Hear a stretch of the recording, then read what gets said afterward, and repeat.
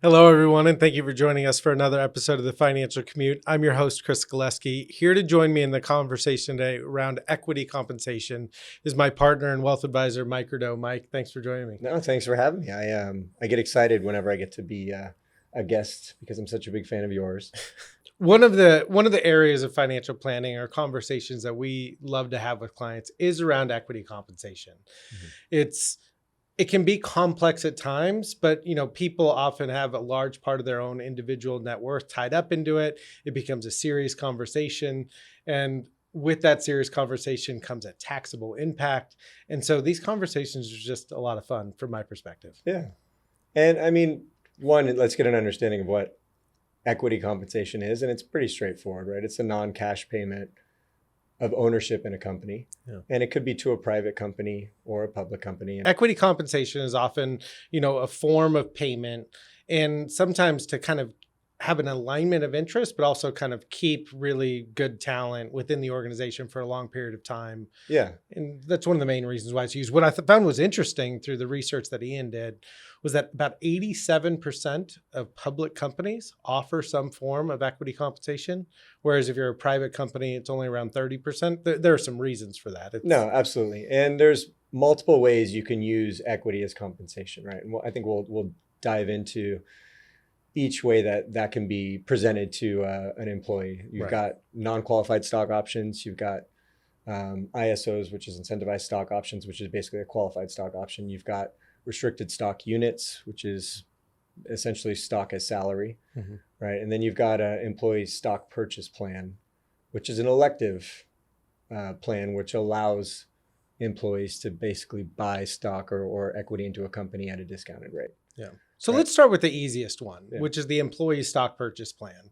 It's kind of like contributing to your 401k, but during that period that you're having money taken out of your paycheck, you're purchasing stock during that window, oftentimes at a discount. Yeah. So there's a program that's usually set up within a company. Most of the time, these are publicly traded companies that offer the employee stock purchase plan, and it's only for employees. Can't be a contractor or someone on the board or something of that nature. But what you do is you essentially elect to sign up for this plan. And now, just like your 401k, they're going to start pulling a portion of your money out of your paycheck that's going to go into a pot that eventually, usually 6 months down the road, will be used to purchase an amount of stock at a discounted rate. And one of the main benefits of that is that you're buying at a discount, right? It could be a 5% discount. It could be 10. Usually the max you see is a 15% discount. But another benefit of that is there's also a look back. So if your stock, when you entered that plan, for most plans, was at $10 a share, but after 6 months, once now your money has been accumulated and it's purchasing those stocks, and you look back and the stock's now $15, a lot of plans will allow you to maintain that initial purchase price of $10 and discount that. Right. So if it's a 15% discount and you're buying it at $8.50 and now it's a $13 stock, that's a pretty big advantage. But the things that you also want to think about with ESPP is the tax consequence on that, because the IRS doesn't like to give you anything for free. Yeah, so you never get anything for free. If you're buying something at a discount, right, and you bought it for $8.50 and it's worth $13, it's possible that discount is taxable depending on if it's qualified or non-qualified. And what makes it qualified or non-qualified is there's essentially a vesting schedule. So you need to hold on to that stock from at least 2 years from when you entered the plan, and then from at least 1 year from when you actually purchased the stock. And if you sell it before that schedule, well, then that portion of the discount becomes taxable, and it's basically like ordinary income. Right. And there's also an AMT adjustment for that part of it. Usually it's not that large of a number, because the max that most employers will allow you to go into is around $25,000. But it's just something to think about. It's not just free.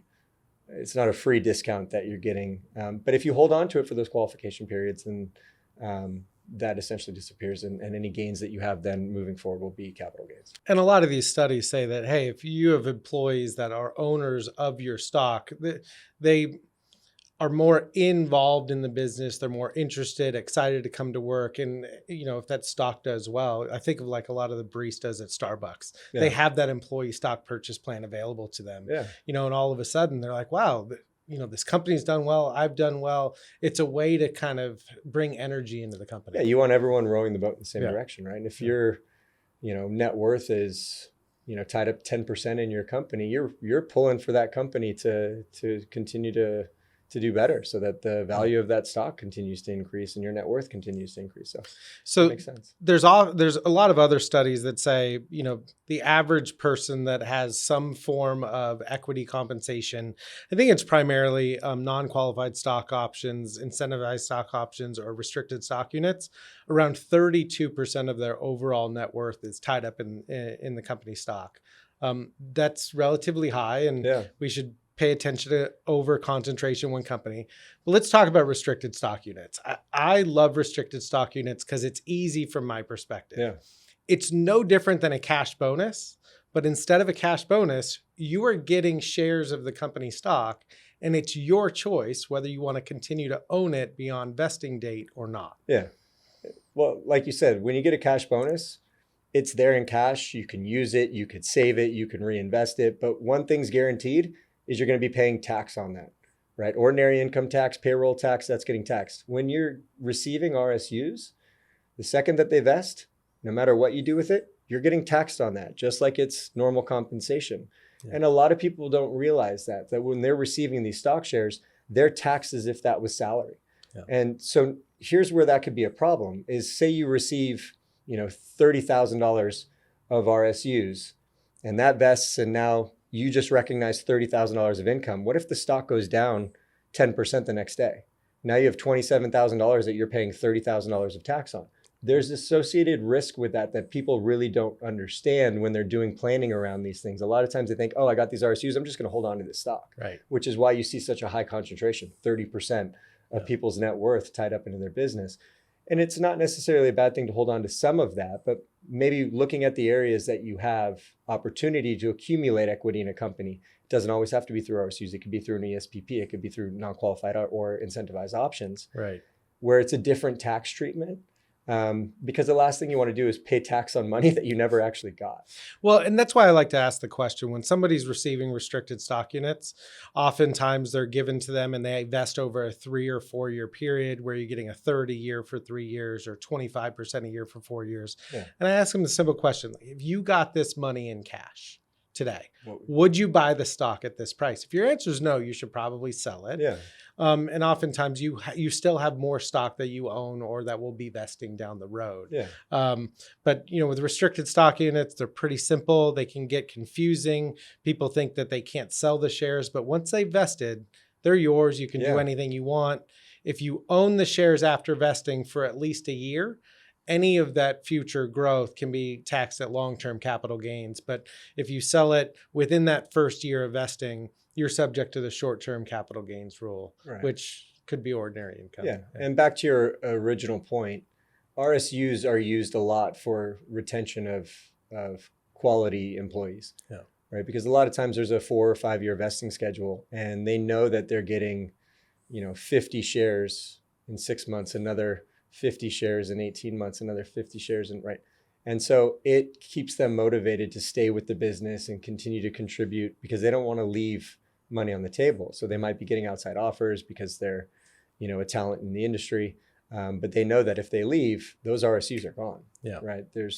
You have to be there when those vest for you to get that equity as compensation. So we talked a little bit about employee stock purchase plans and restricted stock units were the more simple forms of equity compensation. Now we get into non-qualified stock options, NQSOs or ISOs, incentive stock options. These are often forms of equity compensation that keep higher level executives sort of rowing in the same boat together. Yeah.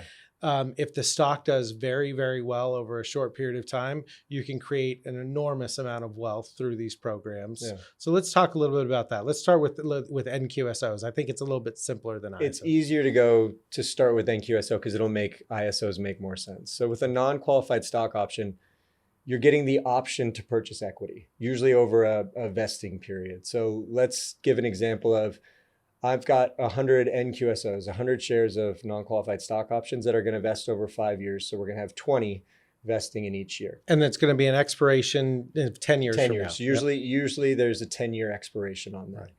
Right. So now there's going to be, those are granted to me on a certain date. So I've got a grant date, and then they're going to have Grant price. A grant price that is essentially the price that you are going to pay once those vest, or you're going to have the option to pay, right? You don't have to when they vest, it's an option. So let's call it $10. So I've got 10 shares of NQSOs at $10 that are vesting in 6 months. 6 months come by, they have now vested. The stock is worth $30. Well, I'm paying $10 for a $30 stock. That stock is $20 in the money. That's a pretty good deal, right? So with an NQSO, now I could elect to purchase those shares for $10 that are worth $30. But that $20, again, nothing is really free.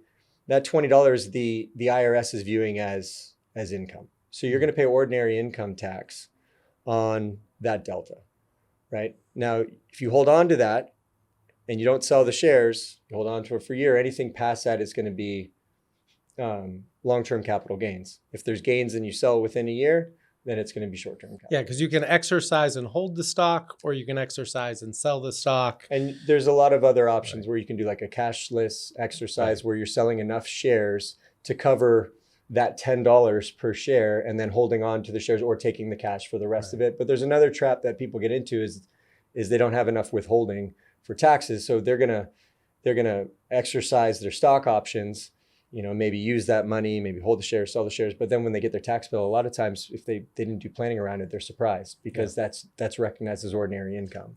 And oftentimes clients ask us, okay, I've got restricted stock units. I have these NQSOs. I feel like I want to sell some of my stock and buy a home, remodel my house, save for retirement, make other investments. What should I sell? And it's just not that simple. Right. If the stock price is close enough to your grant price with the stock options, probably sell the NQ. There's probably sell the restricted stock units first. Right. If there's a big delta between the grant price on the stock option and what the stock's trading at today, your example, it was granted to me at $10, but now it's worth $30. There might be a reason to sell those non-qualified stock options, or at least exercise that option. Yeah, or at least exercise it. Depending. So there's ways that we look at it, and it's not always cut and dry. Sell this one over the other one. It depends a lot on what the stock is. And here's doing. another situation that you get when you see that extra options vest, and now you have the right to exercise that option, and there might be, $20,000 of ordinary income gains if you do exercise, and it's like, oh well, I don't know if I want to exercise this because I'm already in a top bracket. Maybe the next year I'm not expected to make as much income. I'll be in a lower marginal tax bracket, so I should wait to exercise. And that might be good tax strategy, but there's another side to that coin too, and that's, well, what if the shares fall, right? Because there's no guarantee what those shares are going to be worth tomorrow or the next week or the next month, right? So that's why it's important to have a plan and have an advisor that's looking over these things with you, because there's tax strategy, but there's also risk that's associated with any decision that you make, whether it's exercising that option or not exercising that option, because there are no guarantees with the way the stock market works. Right. So these are things to think about that a lot of people don't when they're looking at, specifically non-qualified stock options. All right, so let's rephrase NQSOs. NQSOs is the option to buy a stock. Typically, there's a vesting period, 3, 4, 5 years, to where those options vest over that time, and then you have the freedom to do what you would like with that option. Right. They have an expiration date where if you didn't exercise and sell within that 10-year window, you just completely lost that value. Yeah. When you do exercise, it becomes a taxable event at ordinary income. Yeah. What's the difference between that and an incentive stock option? So everything is basically the same in an incentive stock option, except that ordinary income component. Just like when we were talking about the employee stock purchase plan, how some are qualified and some are not. So with an incentivized stock option, an ISO, you need to, if you hold the stock 2 years from grant and 1 year from exercise, well then where you normally would have paid ordinary income tax. That on example, delta, that $10 10 to grant 30. price, $30 exercise price. Yeah, that $20 that normally would be ordinary income is now you're not paying any income tax on that for the time being. And then once that stock is sold, now the entire gain will be long-term capital gains. Yeah.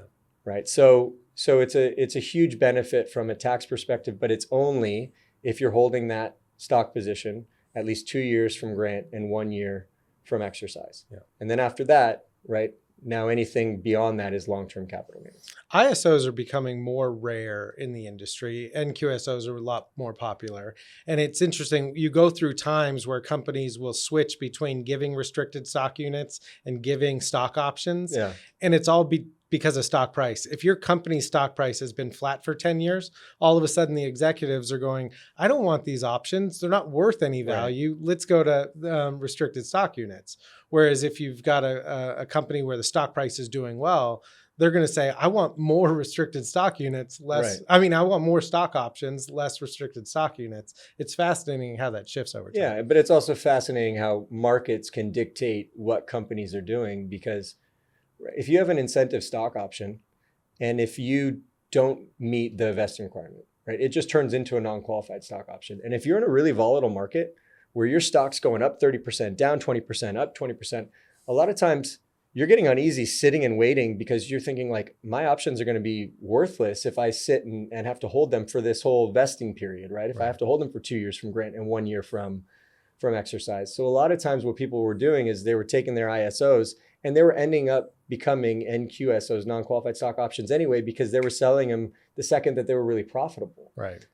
Because they didn't want to risk them being deemed worthless. Yeah. Right. And so in volatile markets, a lot of times people don't have the patience to wait for that tax benefit because they'd rather take any benefit that they could get than lose, free money. Yeah. Mike, thanks so much for joining me for the conversation today. If you're out there and you get paid in any sort of equity compensation, from stock options to restricted stock units to the employee stock purchase plan, please reach out to your Morton Wealth advisor. We'd be happy to have a conversation with you. Yeah. Thanks for having me.